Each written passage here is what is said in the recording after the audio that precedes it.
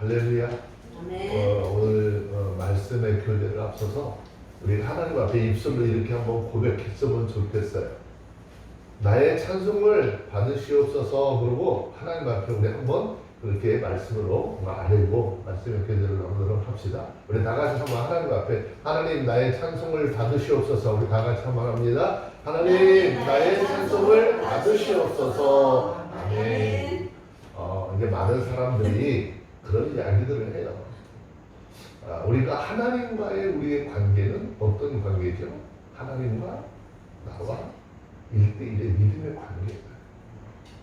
이런 교회를 통해서 목회자들을 통해서 그 하나님이 내게 어떤 하나님이 되었는가, 어떤 하나님이신가를 배워 깨달아 알게 되는 것인데, 늘 보면 교회 자랑을 하고 교회 건물 크기는 자랑을 하고 사람 많이 모이는 그 유명한 교회 이름은 자랑을 하는데 하나님은 별로 자랑하지 않아요. 이게 과연 신앙인으로서 맞는 삶일까? 맞는 행위일까? 이런 것들을 곧잘 생각해 보죠. 근데 하나님은 교회의 크기, 얼마나 많은 사람들이 모이냐, 그거 중요한 것이 아니라 우리의 신앙 생활이라고 하는 그 생활 속에서 하나님하고 나와의 믿음을 통한 관계가 어떤 관계냐라고 하는 것을 중요시 여기는 거죠. 그래서 예수가 나의 생명이시고 하나님이 우리의 절대 주권자심을 고백하는 자들에게 하나님 구원의 은혜를 베풀어 주시고 하나님에 대한 소망을 갖게 하시고 천국으로 이끄는 귀한 삶이 있게 되는 것이죠. 오늘 말씀을 통해서도 사도 바울이 이제 하나님 앞에 이렇게 감사드리는 그런 말씀의 내용을 기록하고 있어요. 감사하다 라고 하는 말은 어떻게 보면 우리가 가장 많이 사용하는 그런 말이기도 하죠. 이 말은 들을 때마다 그래도 어떻게 듣기 좋은 그런 이야기죠. 그런데 아주 중요한 것이 있어요. 감사하다라고 하는 말을 하는 것, 정말 감사한 마음으로 해야 하는 것이지 이게 입에 발린 말 내지는 습관적으로 해서는 안 된다라고 하는 것이죠. 우리가 하나님 앞에 감사드리는 것도 마찬가지예요. 우리가 하나님 앞에 하나님 감사합니다라고 이야기하는 것도 정말 내 마음의 중심에 가장 깊은 곳에서 나에게 은혜를 주시고 하나님의 나라를 소유케 하시고 하나님 예수를 통해서 죄사함의 은혜 주시고 영원한 생명을 주신 그 하나님 앞에 정말 감사한 마음으로 감사를 해야지 아무런 의미 없이 그냥 감사합니다 감사합니다 이렇게 해가지고서는 해결이 될 수 없다라는 것입니다. 오늘 우리가 왜 하나님 앞에 이렇게 감사를 해야 될까요? 왜 우리가 하나님 앞에 감사를 드려야 되느냐? 오늘 성경을 통해서 우리가 감사를 해야 될 대상이 누구냐? 먼저 성부, 성자, 성령 하나님 앞에 감사를 해야 하는 것입니다. 자, 그러면 왜 먼저 하나님 앞에 감사를 드려야 되는지 한번 살펴봐야 되는데, 에베소서 1장 3절, 4절, 5절에 있는 말씀입니다. 함께 잠깐 보도록 할게요. 읽습니다. 시작. 찬송하노다. 하나님 곧 우리 주 예수 그리스도의 아버지께서 그리스도 안에서 하늘에 속한 모든 신령함으로 우리에게 주시되 곧 창세 전에 그리스도 안에서 우리를 가져사 우리를 사랑 안에서 그 앞에 거룩하고 흠이 없게 하시려고 그 기쁘신 뜻대로 우리를 인정하사 예수 그리스도로 말미암아 자기의 아들 이르게 하셨으니. 예, 자, 이 말은 왜 우리가 하나님 앞에 감사를 드리고 찬송을 드려야 되는가 이유를 설명을 하죠. 자, 하나님께서 천지 우주 만물을 창조하시기 이전 이미 창조와 심판에 대한 모든 계획을 완전히 세우셨고 그 계획에 의해서 지금도 역사는 진행되어 가고 있다는 것이죠. 그런데 그와 같은 하나님의 계획에 의해서 구원을 받은 하나님의 백성들이 어떻게 하나님의 주권적인 은혜로 선택을 받았다라는 것입니다. 그러므로 하나님이 선택하셨다라고 하는 이 말은요, 굉장히 중요한 의미죠. 하나님이 우리를 선택하셨다라고 하는 것은 반대로 우리가 선택받지 못한 사람들이 있다라는 것이에요. 그리고 하나님 앞에 선택받지 못한 사람들에 대해서 예수님께서 친히 요한복음 10장 26절 27절에 말씀하기를 뭐라고 말씀하시냐, 너희가 내 양이 아니므로 믿지 아니하는도다 그랬어요. 하나님 앞에 택함받지 못한 백성들이기 때문에 예수 그리스도를 믿지 아니한다라고 했어요. 그리고 하나님의 은혜로 택함을 받은 자들에게는 어떤 은혜가 있다는 거죠? 내 양은 내 음성을 들으며 나는 저희를 알며 저희는 나를 따르리라 그랬어요. 예수님의 택하심을 받은 사람들은요, 예수님께서 말씀하신 것처럼 내 아버지께 복받은 자들이여 나와 창세로부터 너희를 위하여 예비된 하나님의 나라를 상속하라는 거죠. 아멘. 믿음을 통해서 하나님 앞에 예배로 나와서 하나님이 허락한 하나님의 나라를 우리에게 어떻게 상속을 줬으니까 너희는 그 나라를 상속받으라는 것입니다. 그러나 택함을 받지 못한 사람들에 대해서 마태복음 25장 41절의 말씀을 보면 저주를 받은 자들아 나를 떠나 마귀와 그 사자들을 위하여 예비된 영영한 불에 들어가라고 명령을 내리십니다. 우리가 한번 잘 생각해 봐야 되죠. 그러면 하나님께서 우리를 택하신 기준이 무엇일까요? 하나님께서 우리를 택하셨는데 그 택하시는 기준을 어디에다 두셨느냐는 거죠. 본문의 말씀 속에서 굉장히 중요한 말씀을 하고 있죠. 그 기쁘신 뜻대로라고 하는 거예요. 여기서 우리는 하나님의 기뻐하시는 뜻이 무엇인지 또 어떤 것인지 우리는 알 수도 없어요. 다만 하나님의 기쁘신 그 뜻을 따라서 우리가 그리스도 예수 안에서 구원받은 하나님의 백성으로 예정되었다라고 하는 그 사실 한 가지만 믿으라는 것입니다. 왜 내가 예수 그리스도 안에서 나를 택정하셨고 나를 왜 이렇게 하나님의 자녀로 택하셨는지 이거 생각하지 말라는 거예요. 그냥 하나님께서 단순히 나를 예수 그리스도 안에서 택정하셨구나, 수많은 사람 중에서 나를 택정하신 그 하나님 앞에 어떻게 감사드리면 되는 거예요. 다시 말하면 왜 나를 구원하시기로 예정하시고 택정하셨는지 그 이유에 대해서 궁금할 필요가 없다라는 거예요. 만약에 인간적인 이성이나 지식으로 이해하려고 한다면 이거는 어떻게 하나님께서 야 내가 너희를 이렇게 한 건 이해하라 라고 말씀하셨지 믿으라고 하지 않으셨을 거예요. 우리가 하나님 앞에 감사해야 될 이유 하나가 뭐죠? 창세전에 저와 여러분 모두를 하나님의 자녀로 택해 주셨기 때문이라는 거예요. 그래서 우리 하나님 앞에 감사드릴 수밖에 없잖아요. 본문의 말씀의 핵심은요, 하나님께서 우리를 어떻게 창세전에 너는 내 것이라고 택해 주셨다는 것이죠. 그러나 하나님께서 택해 주셨다라고 하는 것이 무엇이 그렇게 감사한 일이냐라고 하는 사람이 있어요. 감사해야 마땅한데 그게 뭐 이렇게 대단히 감사한 일이냐라고 하는 사람들이 있다니까요. 그 이유를 살펴보면 우리를 부자로 택하셨든지 아니면 좀 왕으로 높이 택하셨다면 모를까, 우리를 택했다라고 하는 것이 무엇이 그렇게 감사하냐라고 할 수 있는 것이죠. 그 이유는요, 몇 가지 좀 이유를 들 수 있어요. 첫째, 제한된 수에 우리가 끼었기 때문이에요. 여기서 택했다라고 하는 말의 의미는요, 뽑아내다, 골라내다, 가려내다라는 뜻을 가지고 있어요. 하나님께서 지구상에 존재하는 모든 사람들을 다 택했다라고 한다면 어때요? 나는 저절로 구원받는 것이기 때문에 크게 감사할 필요가 없겠지요. 또 한국 사람 모두가 다 택함을 받았다라고 한다면 나도 그 한국 사람 중에 한 사람인데 별로 감사할 것이 없을 것이겠죠. 그러나 하나님 앞에 택함을 받고 구원을 얻은 사람들이 얼마가 됐는지 모르지요.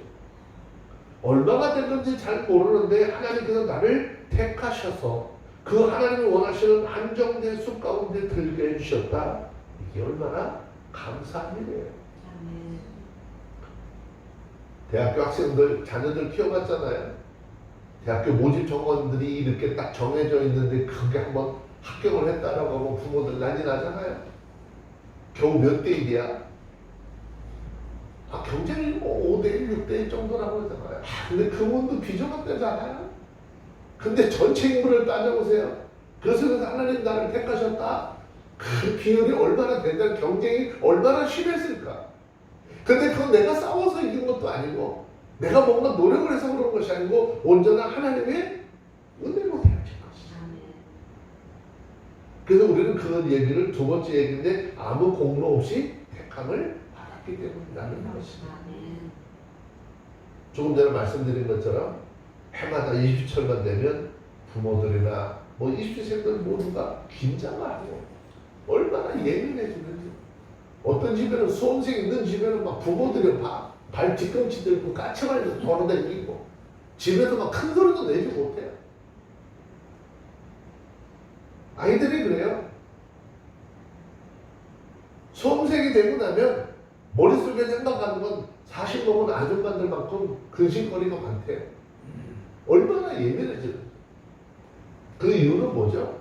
어떻게 해서든지 자기가 원하는 대학에 가보자 하는 마음이 크기 때문이잖아요. 근데 문제는 자신이 원하는 대학에 들어가기를 원한다고 해서 다 들어가는 게 아니잖아요. 제한된 인원만 들어갈 수 있는 거죠. 그래서 하루 수험생들한테 하는 얘기죠. 4시간 자면 떨어지고 3시간 자면 붙는다 라고 하는 말이 있어요. 잠도 안 자요. TV 안 봅니다. 부모들도 텔레비 볼 수도 없어요. 쭉 공부하죠. 이유가 뭐죠?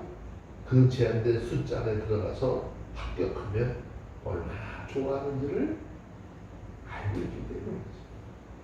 그런데 우리가 구원을 받게 된 것이 이렇게 세상적인 시험을 치러서도 아니고 남보다 무슨 공로가 더 많아서도 아니고 그렇다고 무슨 세상에서 착한 일을 많이 했느냐? 착한 일 많이 한 것도 아니에요.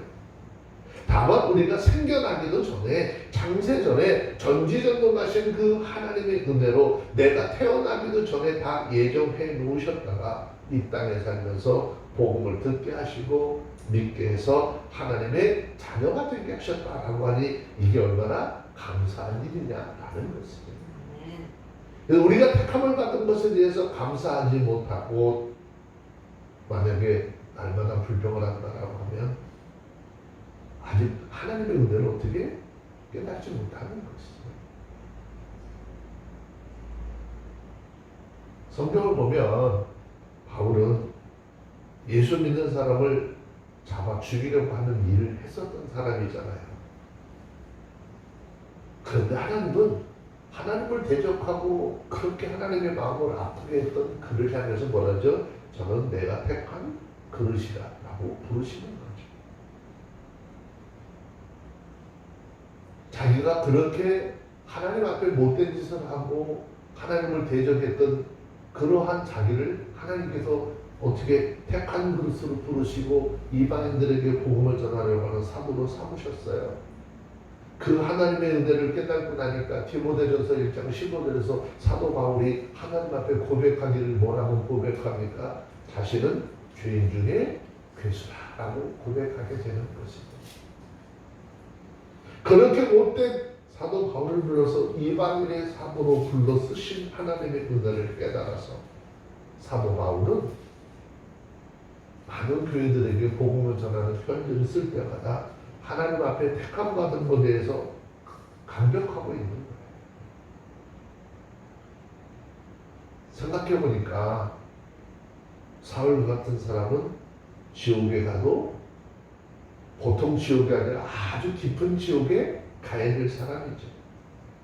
근데 그런 사람을 창세전에 택하시고 하나님의 때가 이르심에 사도로 부르시고 사명을 감당하게 하셨어요. 그러니 그 은혜 어떻게 감사하지 않을 수 있겠느냐라는 거죠. 그럼 저와 여러분들도 마찬가지 아니겠어요? 저와 여러분들도 마찬가지잖아요. 예전에 우리가 예수 안에 들어오기 전에 우리의 삶을 보세요. 하나님을 떠나 죄 가운데 있었죠. 하나님의 은혜로 불러서 구원의 은혜를 베풀어주시고 하나님의 자녀가 되게 하셨어요. 하나님의 자녀가 되게 하신 것만 해도 감사한데 하나님께서는 교회의 직분까지도 주셨잖아요. 어떻게? 감사해야죠. 교회 직분을 주신 것은 그 직분을 가지고 나를 자랑하기 위해서가 아니고 나를 높이기 위해서가 아니라 사도 바울같이 내가 죄인 중에 괴수인 나 같은 사람에게도 이렇게 하나님께서 거룩한 직분을 주시고 그 하나님의 일을 감당할 수 있도록 은혜 주셨다라고 하는 고백이 되어야 하고 그것을 통해서 더 열심히 하나님의 나라를 세워가려고 하는데 힘써야 하는 것이겠죠. 또 감사해야 될 건 하나님이 택하여 주시되 종으로도 아니시고 자녀로 삼아주셨다는 거예요. 아멘. 종이 아니라 하나님의 자녀를 택해 주셨어요. 얼마나 감사한 것인지. 여러분, 우리가 하나님의 자녀가 되었다는 것 얼마나 영광스러운 일인지 한번은 깨달아야 하는 것. 우리 아버지가 되시는 하나님은 세상의 고난이 아니라 온 우주를 통치하시는 만왕의 왕이시니 그 만왕의 자녀가 되었다는 것 말로 형용할 수 없는 것이죠. 이번 성교를 가서도 그런 거예요. 저희들이 그들에게 무슨 대접을 받고 높임을 받을 만한 아무런 이유도 없고 그런 형편과 위치에 있는 사람들도 아니에요. 그런데 그들에게 가면은 그렇게 높임받고 존경받는 것 이유 딱 한 가지예요.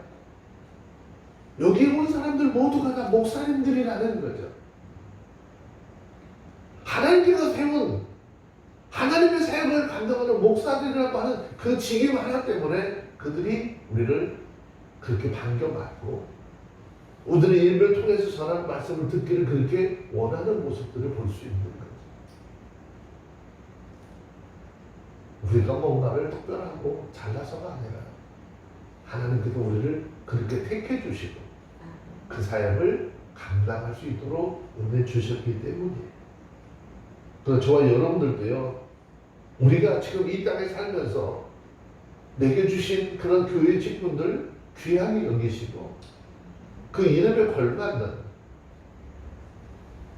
많은 사람들로부터 그런 평가를 받을 수 있는 삶이 되어야 하는 것입니다. 그리고 하나님께서 우리를 그렇게 붙들어 주신 이유 하나, 흠 없게 만들어 주시기 위해서 택정함을 있게 하셨다라고 했으니 얼마나 감사한 일이냐라고 하는 것이죠. 본문 4절 하반절 말씀에 보면 이러잖아요. 우리로 사랑 안에서 그 앞에 거룩하고 흠이 없게 하시려고 택하셨다라고 했어요. 결국 이 말은 우리를 부정하고 부패하고 허약하기 짝이 없었다라는 거예요. 언제? 주님 앞에 택함을 받기 이전이에요. 그럼에도 불구하고 우리는 나를 착하고 선하게 산다고 말할지는 모르겠지만 우리의 삶에 대해서 성경은 분명히 이야기해요. 아니, 하나님은 우리를 그렇게 평가하는데 우리는 나름대로 다 무슨 생각을 하죠? 나는 나름대로 깨끗한 사람이야? 그래요? 나는 이렇게 의로운 옷을 입고 있는 사람이야? 라고 그래요? 성경 한번 볼까요? 하나님의 시선에서 우리를 봤을 때 우리는 어떤 존재들입니까? 이사야서 64장 4절에 있는 말씀을 한 절 잠깐 봅시다.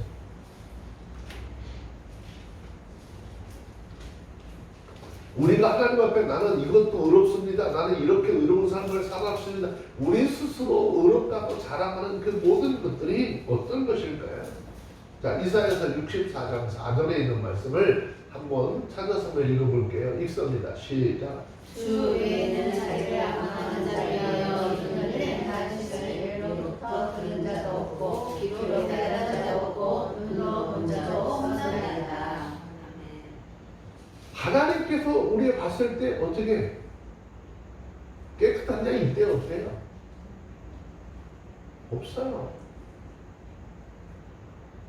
정말 우리는요, 하나님 앞에 내가 깨끗하다 한다 할지라도 더러운 자들에 불과하다는 거예요. 더러운 옷을 걸쳐 입고 있는 사람과 다를 바 없다라고 이야기하고 있습니다. 결국 하나님 앞에서 우리는 어떻게 내가 행한 어떤 일에 대해서 그 일이 선하고 착한 행실이라고 자랑할 것이 하나도 없다. 다만 하나님 앞에 흠이 많고 부끄러움이 많은 것이 우리의 삶이다라는 것이죠. 우리 자신은 우리 스스로 거룩하게 될 수도 없고 우리 스스로 뭔가를 함으로써 의롭게 될 수도 없습니다. 그러나 우리 아버지께서 부정한 나에게 손을 대셔서 예수 그리스도의 십자가의 보혈의 능력으로 죄사함을 받게 하시고 성령의 거룩하게 하심으로 거룩하게 되면 우리 거룩하고 흠없게 만들어질 수 있다는 것입니다. 그런데 문제는 우리들이 삶이 변하지 않는다는 데 있어요. 그 하나님이 그렇게 일하심에도 불구하고 왜 그렇게 삶이 변하지 않으실까? 그럼 하나님 좀 포기했으면 좋겠죠. 네? 아유 인간이 이렇게 해도 안 되는데 그냥 포기했으면 좋겠어. 우리는 그렇게 포기할 수도 있잖아요. 그런데 하나님은 우리를 거룩하게 하고 흠이 없게 하시려고 일을 시작했어요. 근데 잠깐 하다가 안 된다고 그만두실까? 그만두지 않아요. 언제까지? 우리가 천국에 이르는 날까지 계속해서 만들어 가시겠다는 거죠. 그래서 그 속에서 하나님의 은혜가 발견되는데 어떤 은혜죠? 하나님의 인내하심. 우리를 참 오래 참으신, 우리에 대해서 오래 참으신. 자, 빌립보서 1장 6절 한번 좀 볼게요.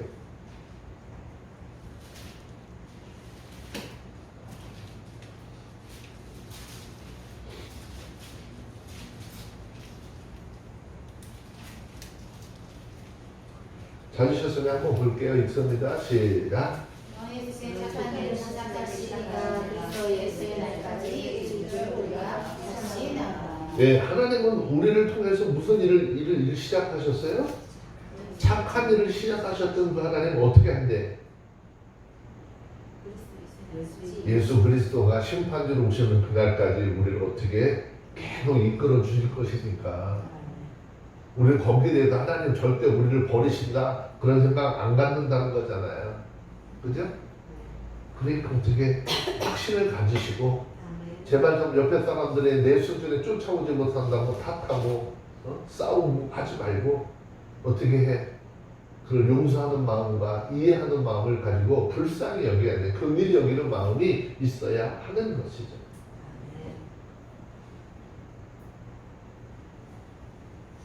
그래서 이렇게 창세 전에 나를 택해 주신 하나님의 은혜, 또 하나님의 자녀가 되게 해주신 은혜, 거룩하고 흠이 없도록 하시는 그 하나님의 은혜를 깨달은 사람은 이제 뭐죠? 하나님 앞에 뭐 할 수 있어요? 감사와 찬송과 영광을 돌리는 삶을 살게 되는 거지.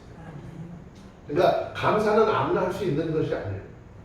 감사는 어떠한 사람이 할 수 있느냐? 하나님의 은혜를 통해서 거룩하지 못했던 내가 거룩함을 입고 하나님 앞에 의롭지 못한 내가 하나님의 예수 그리스도의 의로 나를 의롭같이 해주신 그 하나님 감사하는 거죠.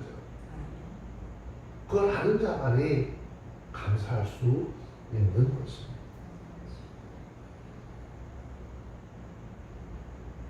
하나님의 구원의 은혜를 깨달은 사도 바울이 오늘 본문에서 찬송으로 시작을 하고 있어요. 근데 이것도 또한 우리의 어떻게 생활이 되어야 하는 거지. 본문 중에 3절을 보니까 찬송하리로다라고 했어요.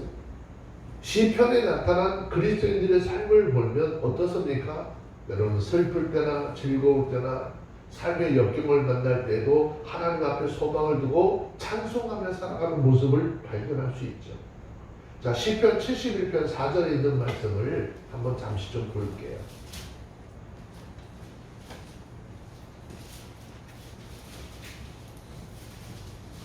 시편 71편 14절.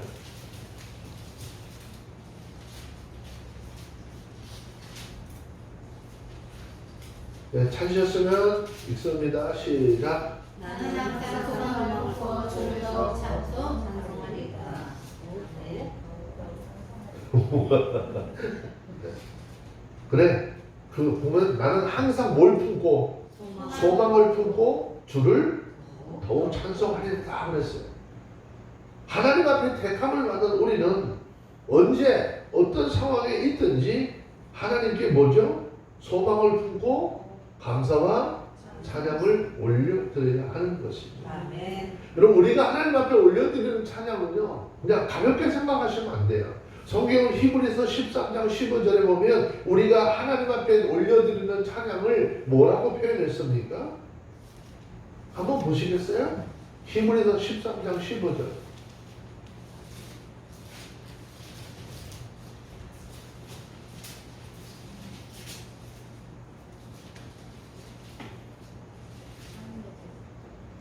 네.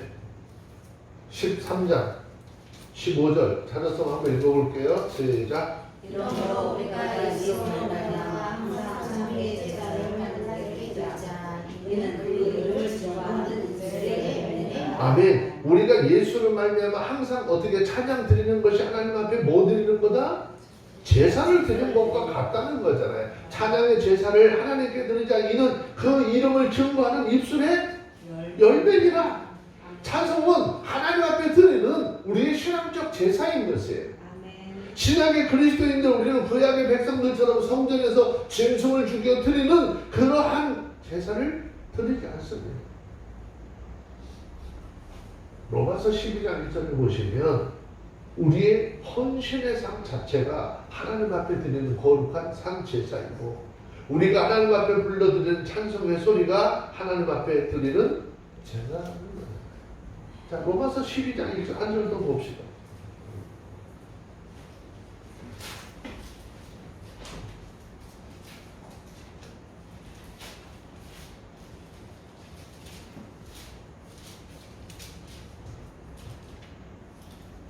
찾으셨으면 로마서 12장 1절 다 같이 한번 읽습니다. 시작. 그러므로 형제들아 내가 하나님의 모든 자비하심으로 너희를 권고하노니 너희 몸을 하나님이 기뻐하시는 거룩한 산 제사로 드리라. 이는 너희의 드릴 영적 예배이다. 아멘.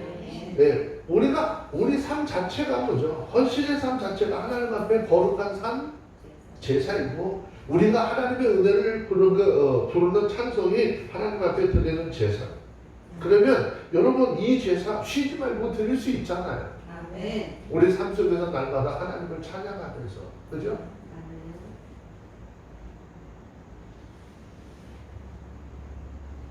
그 예전에 그런 얘기를 했어요. 모래 위에 발자국 그 시가 있었던 거 한번 소개해드리죠. 하나님은 때로 뭐 우리를 뭐 내가 힘들고 그럴 때 하나님 나를 떠나시나 언제 그런 얘기들을 많이 하죠. 또 모래 위에 발자국 그 시를 보면 그렇잖아요. 처음에 모래 위에 발자국에 보니까 주님이 자기와 함께하는 자기가 걸어가는 그 인생의 여정에 발자국이 4개가 또렷이 따라왔어요. 어느 날에가 자기가 힘들고 어려웠을 때 자기 삶을 돌아보니까 옆에 있던 발자국 하나는 없어지고 발자국 2개만 모래 속에 깊이 묻힌 그 발자국으로다가 쫙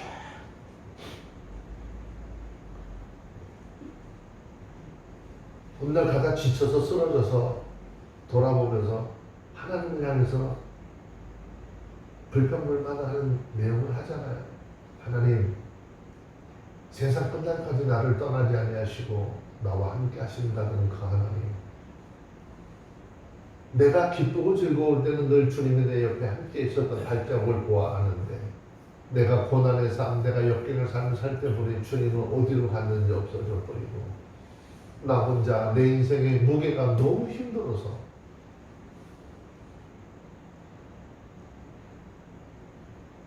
모래 위의 발자국을 한번 보세요. 얼마나 깊이 파였는지.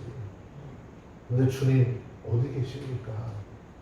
그때 주님께서 말씀하셨다면서요. 그래. 너 그 발자국을 자세히 봐라. 네 몸무게가 네 체중이 그만큼 나가서 그런 게 아니라 네가 힘겨워하고 네가 그렇게 고통스러워하고 너 혼자 설 수 없을 때 내가 너의 인생길에 내가 너를 등에 업고 지금 이곳까지 걸어봤어. 그걸 깨달아. 깨닫고 나니까 얼마나 하나님 앞에 부끄러운지.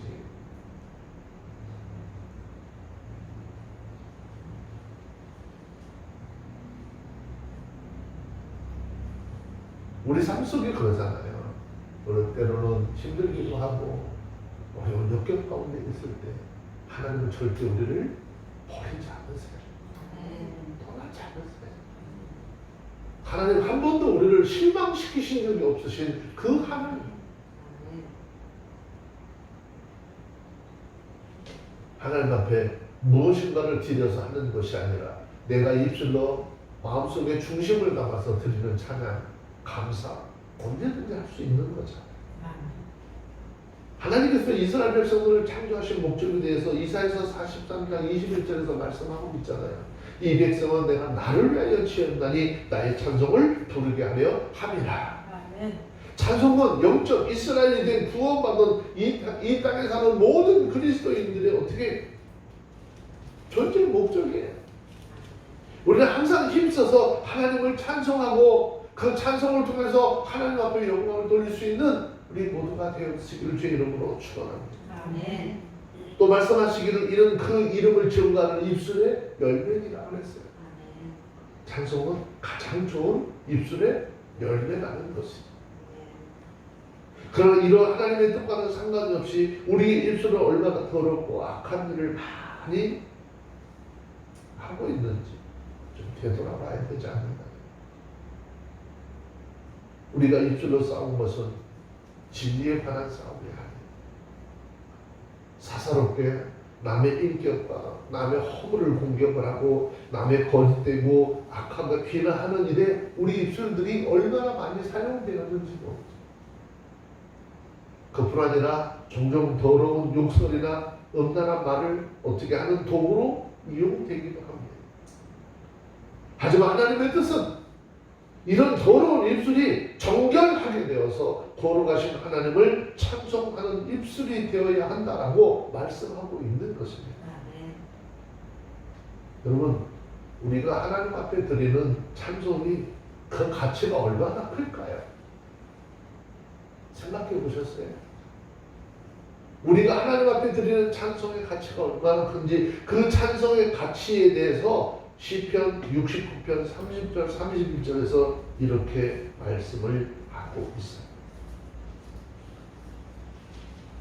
시편 69편 30절 31절.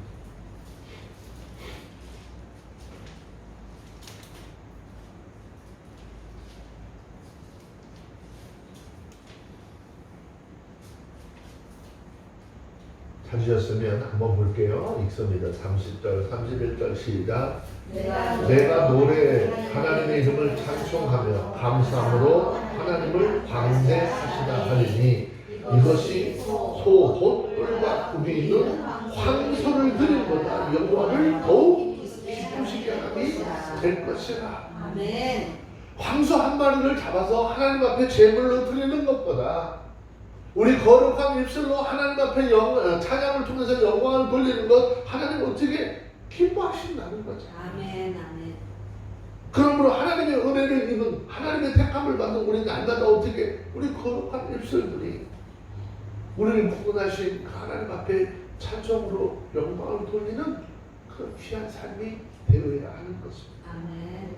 그리고 또 한 가지 하나님의 선택은 인간의 행위와 장점과 관계없이 하나님의 주권적으로 이루어졌다는 이 지구상에 수많은 민족들이 살고 있어요. 그런데 왜 그 민족들 가운데서 하나님께서 특별히 이스라엘 백성들을 선민으로 택하셨을까? 이유가 뭘까요? 잘 모르겠어요? 신명기 7장으로 넘어가서 좀 봅시다. 신명기 7장 6절 7절 8절.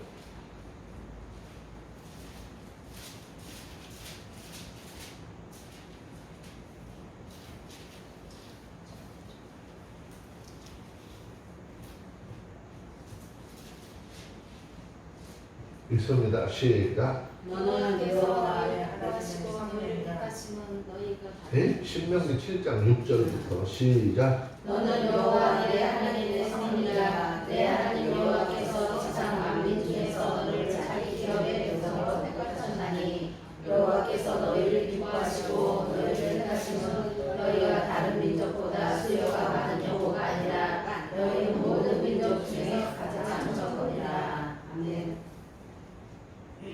8절 읽어봐요. 시작. 여호와께서 다만 너희를 사랑하시나요? 또 너희 열조에게 맹세를 지키려 하심을 인하여 자기의 권능의 손으로 너희를 인도하여 드시되 너희를 그 정되었던 집에서 애굽왕 바로의 손에서 속량하셨다는 거죠. 아멘. 여기 신명기 7장 7절에 보시면 여호와께서 너희를 어떻게 기뻐하시고 너희를 택하신 이유는 너희가 다른 민족보다 수요가 많은 정도가 아니라 너희가 모든 민족 중에서 가장 적으니라. 여호와께서 다만 너희를 어떻게 사랑하셨기 때문이다 라는 거예요.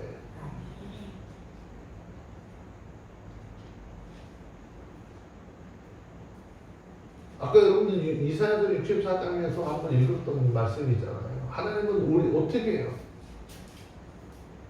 하나님은 우리 인생들을 위해서 정말 귀한 일들을 하셨지만 하나님 앞에 우리 인생들은 어떤 인생들이 있느냐 한 번 더 봅시다. 이사야서 64.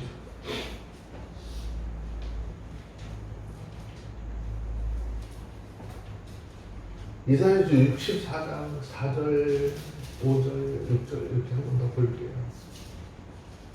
네, 한번 읽어보세요. 시작. 주 외에 자기를 앙망하는 자를 위하여 이런 행한 신을 예로부터 들은 자도 없고 귀로 깨닫는 자도 없고 눈으로 본 자도 없나이다. 주께서 기쁘게 일을 행하는 자와 주의 길에서 주를 기억하는 자를 선대하시고 우리가 범죄함으로 주께서 진노하셨습니다. 이 현상이 이미 오래된 사오니 우리가 어찌 구원을 얻을 수 있으리까. 대적은 다 부정한 자 같아서 우리의 의는 다 더러운 옷 같으며 우리는 다 쇠폐함이 잎사귀 같으므로 우리의 죄악이 바람같이 우리를 몰아냅니다. 하나님이 얼마나 끔찍히 사랑하시고 하나님이 얼마나 은혜를 베푸셨지만 그들은 어떻게 한다는 거예요? 하나님을 떠나서 범죄하셨고 그게 세월이 어떻게 될 때? 그 하나님 앞에 우리 인생들이 어떻게 하는 거예요? 다 부정한 자 같아서 자신들이 의롭다라고 내세우는 모든 것들이 다 어떻게 더러운 옷같이 우리는 다 쇠폐하며 잎사귀가 마름으로 그렇죠? 잎사귀 마르면 어때요? 만지면 보슬보슬 다 부서지잖아요.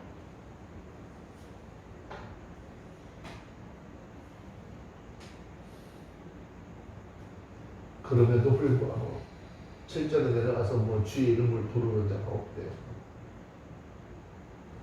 우리 인생들의 삶이라는 것은 그렇습니다.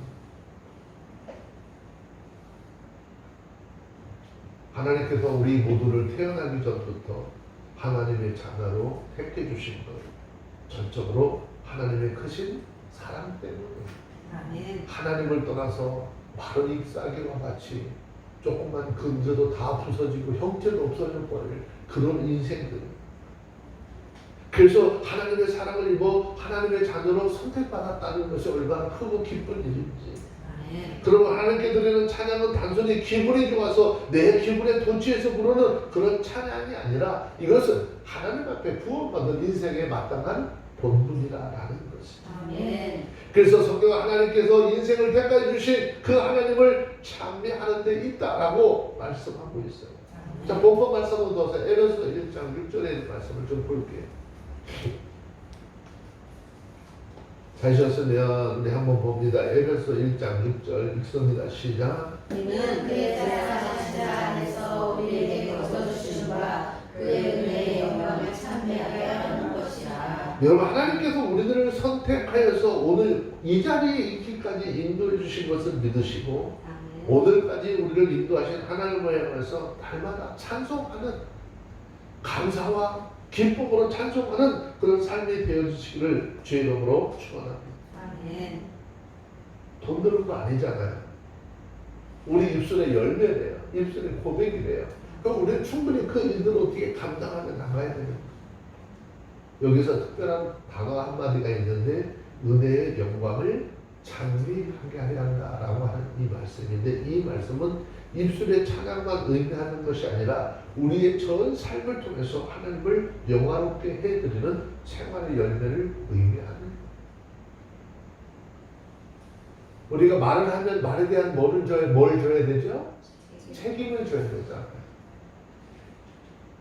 그래서 나를 구원하신 하나님을 날마다 입술로 찬양하고 영광을 돌렸다고 한다면 내가 입술로 하나님을 영광을 돌리고 하나님 앞에 그렇게 고백한 것처럼 내 삶의 신앙의 모습들이 얼만큼 입술의 고백만큼 따라줘야 된다는 거잖아요.